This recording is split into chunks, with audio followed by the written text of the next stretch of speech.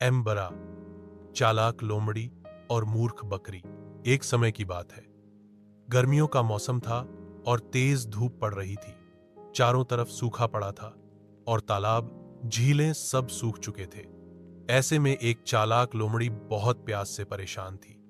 वह इधर उधर पानी की तलाश में भटक रही थी, लेकिन कहीं भी पानी नहीं मिला। कई घंटों तक चलने के बाद उसे एक कुआं दिखाई दिया। वह बहुत खुश हुई और तुरंत कुएं की दीवार पर चढ़ गई। लेकिन जैसे ही वह पानी पीने के लिए अंदर झांकी, उसका संतुलन बिगड़ गया और वह सीधे कुएं के अंदर गिर पड़ी। कुएं में थोड़ा पानी था, लेकिन बाहर निकलने का कोई रास्ता नहीं था।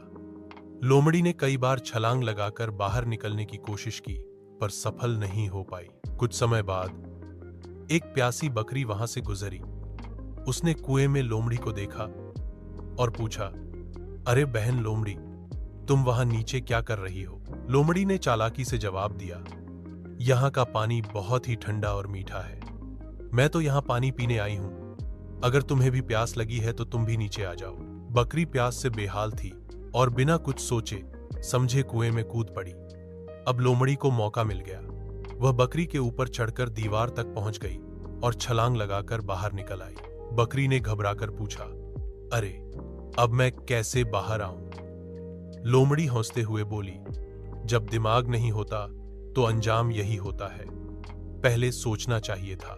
बकरी कुएं में फांसी रह गई और पछताने लगी। शिक्षा, मोराल, बिना सोचे समझे निर्णय लेना मूर्खता होती है। हमेशा किसी बात पर भरोसा करने से पहले सोच विचार अवश्य करना चाहिए। धीमी चाल वाला कछुआ। बहुत समय पहले की बात है। एक कछुआ और दो हंस एक तालाब में रहते थे। वे तीनों अच्छे मित्र थे। जब गर्मी का मौसम आया, तालाब सूखने लगा। हंसों ने कछुए से कहा, यहां पानी नहीं रहेगा, हमें दूसरी जगह चलना होगा। कछुआ बोला, मैं उड़ नहीं सकता, मैं कैसे चलूंगा? हंसों ने योजना बनाई। उन्होंने एक लकड़ी लाई और कहा, तुम इस लकड़ी को बीच से मुंह से पकड़ना, हम दोनों किनारों से पकड़कर उड़ जाएंगे। लेकिन एक शर्त है, उड़ान के दौरान कुछ भी बोलना मत, वरना तुम गिर जाओगे। कछुआ तैयार हो गया। उड़ते समय नीचे के लोग हैरान होकर बोले, देखो, एक कछुआ उड़ रहा है। यह सुनकर कछुआ खुद की तारीफ सहन नहीं कर पाया और बोल पड़ा, हाँ, मैं ही हूं। जैसे ही उसने मुंह खोला, वह जमीन पर गिर गया और मर गया। शिक्षा, मोराल, अवसर और स्थिति के अनुसार मौन रहना भी बुद्धिमानी होती है। अति बोलना हानिकारक हो सकता है। पंचतंत्र की कहानी, बंदर और मगरमच्छ। एक नदी के किनारे एक बड़ा जामुन का पेड़ था, जिस पर एक चालाक बंदर रहता था। वह पेड़ मीठे जामुनों से भरा रहता था, जिन्हें बंदर रोज खाता और आनंद से जीवन बिताता। एक दिन एक मगरमच्छ नदी से निकलकर पेड़ के नीचे आकर बैठा। वह भूखा और थका हुआ था।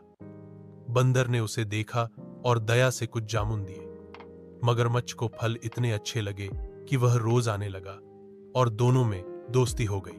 एक दिन मगरमच्छ बंदर के दिए जामुन अपनी पत्नी को खिलाने घर गया। पत्नी ने जामुन खाकर कहा, अगर फल इतने मीठे हैं तो बंदर का दिल कितना मीठा होगा, मुझे उसका दिल चाहिए। पत्नी की बात सुनकर मगरमच्छ बहुत असमंजस में पड़ गया, पर पत्नी की जिद के आगे हार कर वह पेड़ के पास गया और बंदर से बोला, मित्र, मेरी पत्नी तुम्हें अपने घर बुलाना चाहती है, चलो मैं नदी पार ले चलता हूं। बंदर खुशी से तैयार हो गया, मगर नदी के बीच में मगरमच्छ ने कहा, मुझे अफसोस है, लेकिन मेरी पत्नी तुम्हारा दिल खाना चाहती है।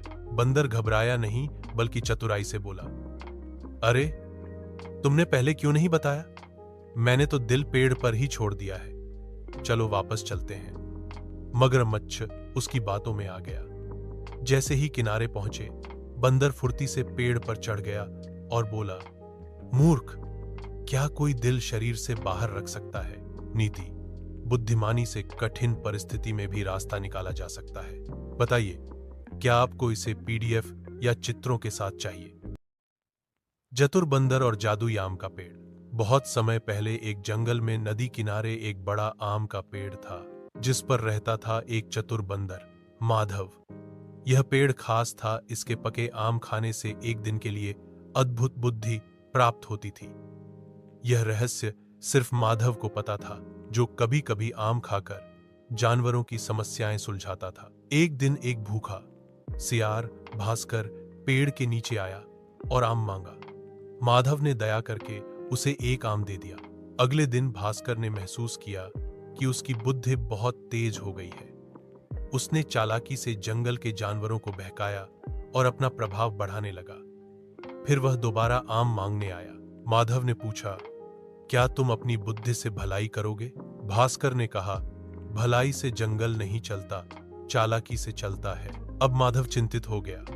वह गया ज्ञानी उल्लूकाचार्य के पास, जिन्होंने कहा, बुद्धि का दुरुपयोग विनाश लाता है। माधव ने तय किया कि अब किसी को आम नहीं देगा। भास्कर रात में चोरी से पेड़ पर चढ़ा, लेकिन पेड़ गायब हो गया। वह जादुई पेड़ बुरे इरादों को पहचानता था। माधव ने सीखा कि सच्ची बुद्धि वही है जो दूसरों की भलाई में लगे। शिक्षा: बुद्धि का मूल्य तभी है जब उसका उपयोग सही दिशा में हो। यदि चाहें तो मैं इस कहानी का चित्र सहित संस्करण भी बना सकती हूं। जंगल के ऊंचे शिखर पर एक कौआ बैठा है।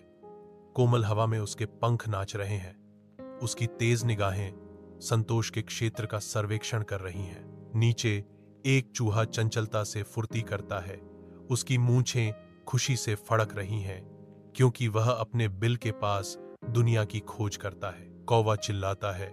उसकी आवाज जंगल में गूंजती है, एक खुशहाल घोषणा। कितना सुंदर दिन है, हम जैसा कोई दोस्त नहीं है। जंगल में गहराई में एक हिरण रोता है, जो एक शिकारी के क्रूर जाल में फंसा हुआ है। एक कौवा हिरण को देखता है और चिल्लाता है, अरे चूहे जल्दी करो, हिरण शिकारी के जाल में फंस गया है। चूहा जाल की ओर भागता है। वर्णन कहता है, चूहा जल्दी से भागता है और जाल को कुतरना शुरू कर देता है। शिकारी हार मानकर और खाली हाथ गुस्से में चला जाता है। झाड़ियों से निकलकर कछुआ सुरक्षा पाता है, क्योंकि कौआ ऊपर से जश्न मनाता है। चूहा खुशी से फुर्ती करता है, क्योंकि हिरण उनके आनंदमय पुनर्मिलन में फिर से शामिल होता है। पंचतंत्र की कहानी। बंदर और बुद्धिमान लड़का। एक जंगल के पास एक गांव था, जहां गोपाल नाम का गरीब लेकिन होशियार लड़का रहता था। एक दिन जंगल में उसने एक घायल बंदर को देखा और उसकी देखभाल की। बंदर वास्तव में एक जादुई बंदर था। ठीक होने पर उसने गोपाल को ज्ञान की एक किताब दी और कहा, इससे तुम बहुत कुछ सीखोगे। गोपाल ने उस किताब से पढ़ाई की और विद्वान बन गया। उसने नौकरी पाई और अमीर बन गया। वह जानवरों की सेवा करने लगा। नीति, दयालुता और ज्ञान हमेशा फल देते हैं। पशु भी हमारे सच्चे मित्र बन सकते हैं। पंचतंत्र की कहानी। ज्ञान की शक्ति। एक गांव में रामू नाम का गरीब लड़का रहता था। उसके पास पढ़ने के लिए पैसे नहीं थे, लेकिन वह बहुत बुद्धिमान और मेहनती था। वह रोज पेड़ के नीचे बैठकर पुराने किताबों से पढ़ाई करता।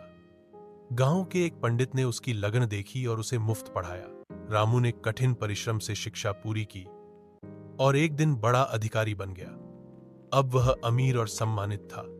उसने गांव में स्कूल खोला ताकि और गरीब बच्चे पढ़ सके। नीति, ज्ञान सबसे बड़ा धन है जो इंसान का भाग्य बदल सकता है।